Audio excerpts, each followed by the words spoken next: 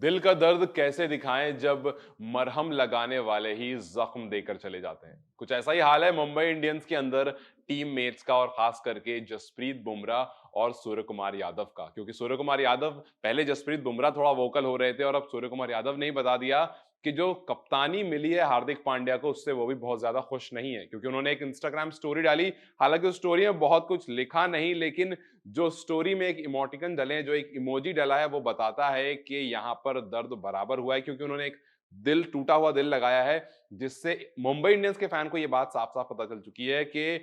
हार्दिक पांड्या के अंदर आने के बाद, हालांकि देखिए ये बात तय थी कि हार्दिक पांड्या कप्तान बनेंगे, लेकिन इस सीजन में कप्तान बनेंगे और आगे आने वाले सीजन में, मतलब इस बात की क्लैरिटी इसलिए भी नहीं थी क्योंकि जिस तरह से रोहित शर्मा ने इस बार परफॉर्मेंस की थी वर्ल्ड कप में, ये बता रहा था कि आप टी20 वर्ल्ड कप में भी रोहित शर्मा को ही बतौर कप्तान देखना चाहते हो। और अगर बात करूं मुंबई इंडियंस की, तो जिस तरह से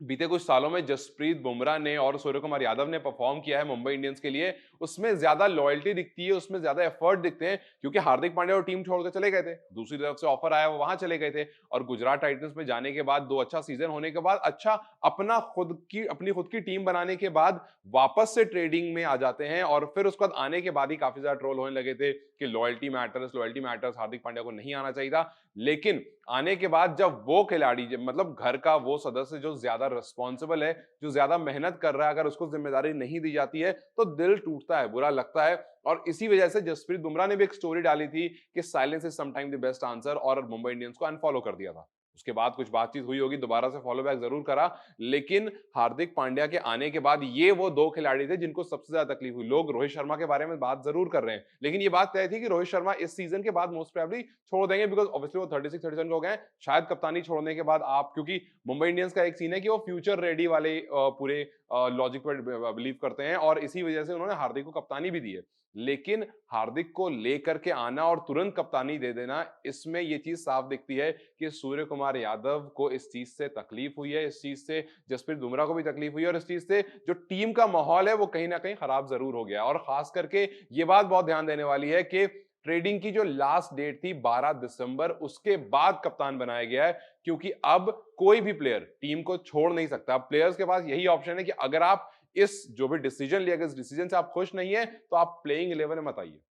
आप कह दीजिए कि आप इस आईपीएल के लिए अवेलेबल नहीं है, आप टीम छोड़ के दूसरी जगह नहीं जा सकते हैं, क्योंकि अगर ये काम 12 दिसंबर से पहले किया जाता तो ट्रेडिंग विंडोज खुले हुए थे, और कोई भी टीम किसी भी खिलाड़ी को मुंबई इंडियंस को अप्रोच कर सकती थी, किसी भी तरह से अप्रोच कर, जैसे हार्दिक पांड्या पर अप्रोच हुआ था, वैसे ही जसप्रीत बुमराह, सूर्य कुमार यादव, क्योंकि ये बहुत खुश नहीं है फिलहाल मुंबई इंडियंस में रह करके, तो कोई भी टीम इनको अप्रोच कर सकती थी और अच्छी डील पर ये जा सकते थे। लेकिन 12 दिसंबर के बाद ये चीज हुई, ट्रेडिंग विंडो बंद हो चुका है, तो अब कोई भी खिलाड़ी मुंबई इंडियंस का चाह कर भी दूसरी टीम में नहीं जा सकता है। अब आपका ऑप्शन नहीं है, चाह तो आप खेलिए, और या तो फिर आप बोल दीजिए कि आप अवेलेबल नहीं है और बाहर बैठ जाइए। लेकिन इन सब के पीछे जो फैंस जिनको तकलीफ हुई है वो साफ साफ दिख रही है, क्योंकि एक दिन में 1-1.5 लाख लगभग लोगों ने मुंबई इंडियंस को अनफॉलो कर दिया, सिर्फ इस वजह से क्योंकि रोहित शर्मा को कप्तानी से हटा दिया गया है और हार्दिक पांड्या को कप्तान बना दिया गया। यहां तक तो बात यह भी है कि हार्दिक पांड्या, जब उनकी ट्रेडिंग हुई थी तो ये उनके नॉर्म्स में था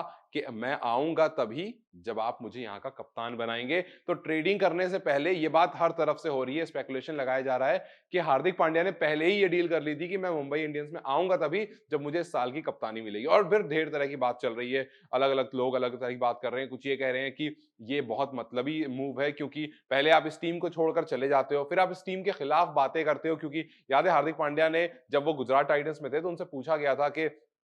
क्या ऐसा है जो चैंपियन टीम बनाती है, और दो टीम के बारे में बात करी गई थी, सीएसके के बारे और मुंबई इंडियंस के बारे में। तो उन्होंने कहा था कि सीएसके और मुंबई इंडियंस जो चैंपियन टीम आपको दिखती है उसमें एक बहुत बड़ा फर्क है। फर्क यह है कि मुंबई क्या करती है, वो बड़े बड़े खिलाड़ियों को अपने पास ले लेती है बहुत सारे पैसे दे करके, और उसके बाद मैच जीत जाती है, क्योंकि जाहिर सी बात है आपके पास अच्छे खिलाड़ी, बड़े खिलाड़ी होंगे तो आप मैच जीत जाएंगे। चेन्नई क्या करती है, अच्छे खिलाड़ियों को या एवरेज खिलाड़ियों को लेती है, उनको अच्छा इन्वायरमेंट देती है, उनको खिलाड़ी बनाती है, बड़ा खिलाड़ी बनाती है और मेहनत करती है, और फिर टूर्नामेंट जीतती है। तो उस टाइम पर मुंबई इंडियंस काफी, उनसे भी मुंबई के फैंस जो है वो नाराज हुए थे और कहने लगे थे कि एक बार मुंबई छोड़कर गए और फिर मुंबई के बारे में आप उल्टी सीधी बातें करने लगे और अपनी ही टीम को क्रिटिसाइज करने लगे। लेकिन अब जब वापस से मुंबई आने का मौका मिला तो सारी बात भूल करके वापस से मुंबई इंडियंस में ज्वाइन हो गए और इस कंडीशन के साथ कि मुझे कप्तान बनाया जाए, ऐसी बातें करी जा रही हैं। तो यहां पर इस मूव को बहुत सारे लोग बहुत ज्यादा मतलबी भी बता रहे हैं और सूर्य कुमार यादव ने जो इंस्टाग्राम स्टोरी डाली है उससे भी लोग बहुत ज्यादा नाखुश हैं और वो कह रहे हैं कि यार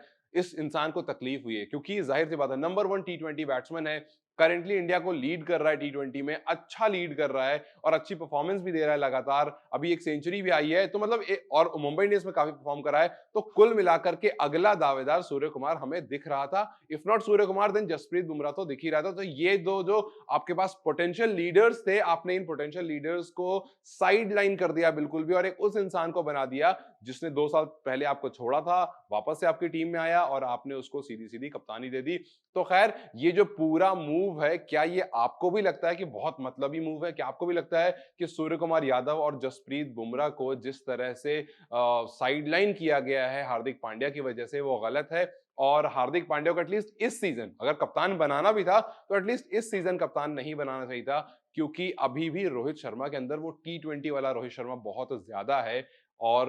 जो ओवरऑल स्टोरी, ओवरऑल लोगों की निराशा, क्या आप भी उन लोगों में से हैं जो इस डिसीजन से काफी ज्यादा नाखुश हैं? मुझे कमेंट सेक्शन में जरूर बताएं।